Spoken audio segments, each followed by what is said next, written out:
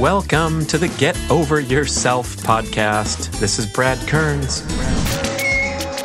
Indiscriminate, constant action. It's one of the most destructive forms of laziness because it's socially reinforced. That's right. Busy, busy, busy. Oh, congratulations. You must be an important and highly productive person.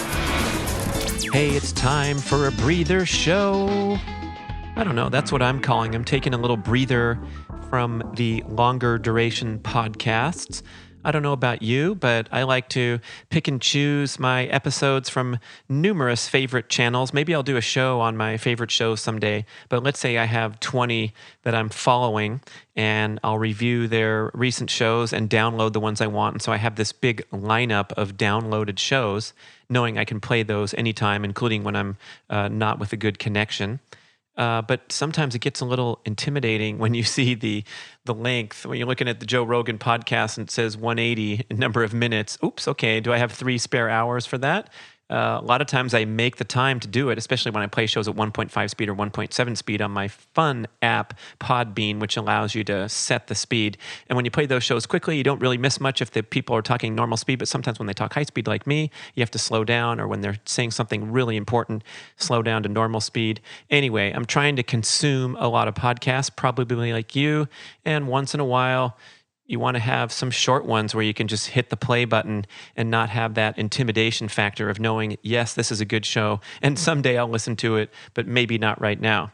And as you read from the iTunes description of the Get Over Yourself podcast, you'll find a lively mix of show formats, long-form interviews with super interesting guests, peak performance presentations on diet, exercise, sleep, recovery, and productivity. Some of those start out as breather shows, and then if I'm talking for an hour on the benefits and how to get started with chest freezer cold therapy, it doesn't count as a breather show anymore, so it goes into the other category.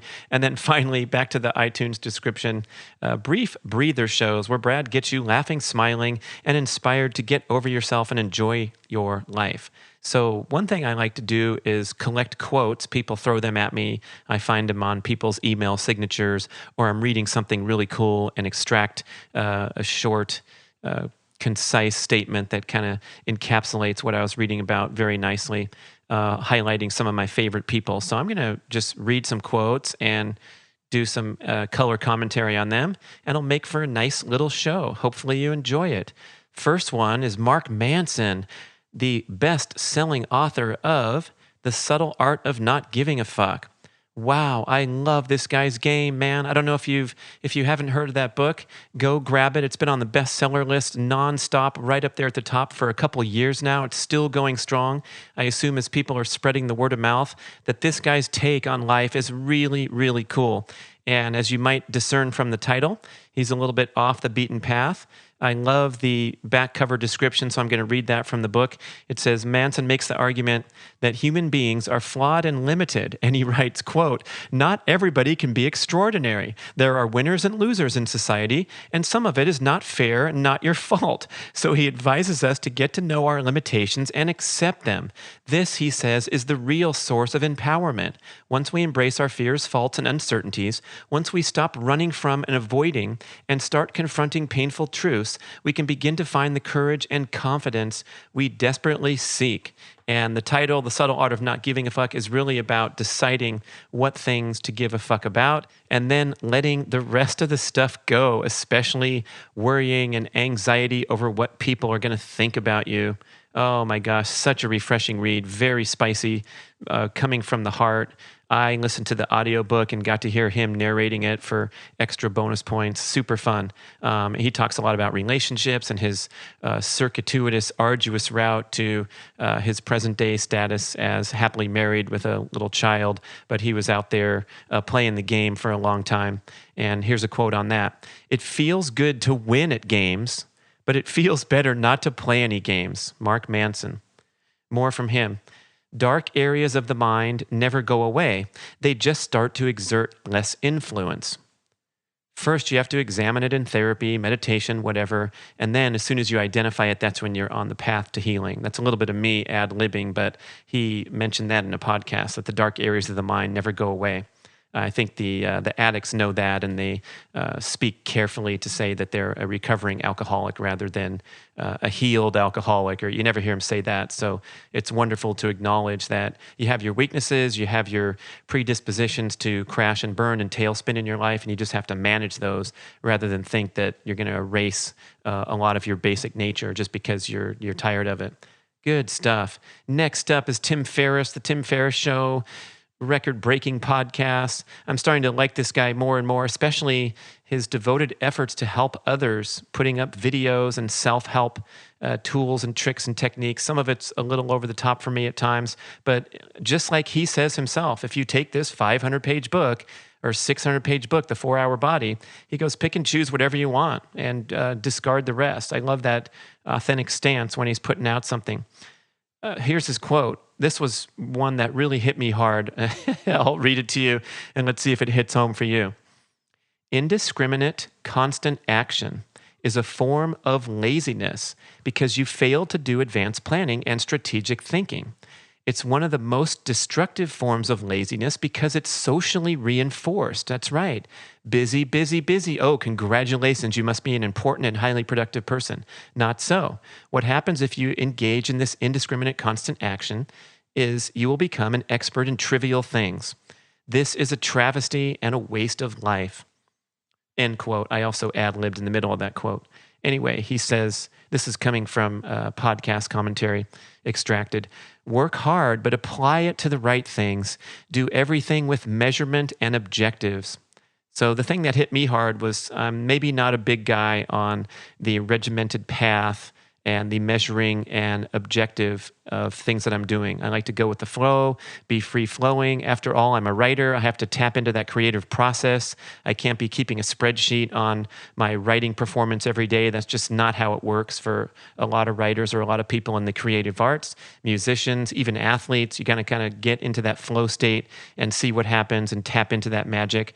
However, there's that other side where we're engaging in a highly stressful, competitive, measuring and judging forces of the modern world, and it necessitates measuring and objecting, and it necessitates setting objectives, measuring, testing. He talks all about his A/B testing, where he's testing different headlines and different book titles and sending them to a focus group and seeing what resonates best and coming up with his final message through that trial and error process. And I feel like I'm weak in this area and I really want to strive to do better. So that was a really powerful quote, especially when it comes to dun dun dun dun. Any guesses? Email, man. Oh my gosh. Can you raise your hand if you're capable of spending every day, all day, just engaging in email? I know it's very important. It's very wonderful. I do a huge chunk of my communication and my work through email and interacting with a remote team especially. But you know what? It can eat up your time. It can distract your focus. I find my brain very stressed out by the constant back and forth and the constant reaction that's required when you're navigating through your inbox. And then you end your day and realize that you didn't generate anything unique and creative yourself. And especially in my role, I know some people are, maybe their job is to only be customer service and answer emails all day. But generally speaking, just about everyone can have a hypothetical and hopefully a literal, actual prioritized to-do list sitting on their desk, coming in and taking top precedence. It's a sacred scroll that you can have there in order of priority, what you intend to accomplish each day. We're talking about a work day, a work situation. And if email's on there, maybe it's the most important people to email respond to, or to compose an original email for something on the outgoing side where you're the creator. So I do pretty well with this sometimes, and other times I get sucked into the vortex that is email. And here's Ferriss's quote about email. Quote, "Email is everyone else's agenda for your time." Whew. All right. How about some discussion about mindfulness with Sam Harris on his podcast with Joe Rogan? It was Joe Rogan episode number 543. And if you want to jump in about the 35-minute mark, he gives you some really powerful, memorable quotes. He says, "Distinguish between who you are and your thoughts. Your thoughts are the stories about your pain. Notice them coming and going, but your thoughts are not you. You must separate yourself from your thoughts. You are merely the observer of your thoughts. So if you have negative thoughts, anxiety, fears, relax, lean away, and let them pass. Or the energy of these negative thoughts will drag you down. Joe Rogan offered a little choice comment in there, and he says that getting these empowering thoughts is all about momentum. So you force yourself into positive habits and keep going from there, and it gets easier rather than psyching yourself out or being overcome with fear and anxiety so that you don't act. Geez, Dan Millman talked about this so many years ago, and I keep needing to reinforce it and hear people like Sam Harris express it that way. One great insight that Dan Millman had from one of his books was to pretend or to envision yourself living your life like you're watching a great movie. And when you're watching a great movie, you become totally engrossed in the story. You're there feeling the intensity of the characters' emotions. You're all in with the movie. You forget about time passing. You're in a cool theater, and it's just the most incredible experience. Maybe you're shedding tears of joy or sadness regarding what's happening in the story. But when the movie's over, the lights come on, you get up out of the theater, walk out, and go on with your life. And the same thing is a great resolve to do with what's actually happening in your life. It's just like a great movie. Maybe there's some sadness. You have a terrible day, terrible tragedy. Maybe you have a great day, great celebration, but then you get up the next day and you go on with your life. You don't get stuck in the past and ruminating on your thoughts. And Millman had another great add-on for that. Of all people, to talk about being careful not to get too mindful about your life. He says, yeah, don't get too caught up in your thoughts or being mindful. Just get out there and do it. Good stuff. All right. How's that for the length? Do we have time?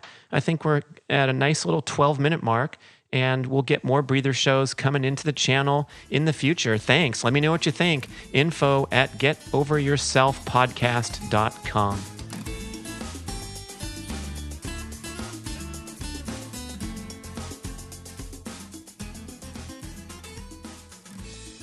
Hey, it's Brad to talk about my buffalo-fueled lifestyle. Yes, it is incredible food, 100% grass-fed and finished. Check out wildideabuffalo.com. They have a wonderful website acquainting you with the benefits of eating a sustainably raised animal. From start to finish, it goes beyond organic, where they're in harmony with the environment and you're eating the ultimate nutritional quality animal, something to really consider and think about when we talk about the disastrous contrast with the horrible, miserable life of the feedlot animal who's stuffed full of crappy junk food, including candy with their wrappers on sometimes. Oh, mercy. When you taste this, when you take one bite of a buffalo steak or a buffalo burger, cook it plain if you want to do a proper test. Just take it with nothing, no seasoning, no spices, no sauces. Take one bite and you tell me if I'm wrong. Nope, I'm going to be right. Wow, Brad was right. Everyone who eats Wild Idea Buffalo's right. Here's what you do. Follow Brad's instructions carefully. Visit wildideabuffalo.com and hit the order button. They have organized everything for you with beautiful pictures. Click on monthly specials. Try their bundles so you get free shipping. If you're on a budget, hit the ground bison and burger section. They have all these different flavors and packages. And if you have pets and you care about them, you'll click on the pet food section and order up for those beautiful animals too. They deserve to eat healthy food instead of garbage in a bag. wildideabuffalo.com. Check it out today. Thank you for listening.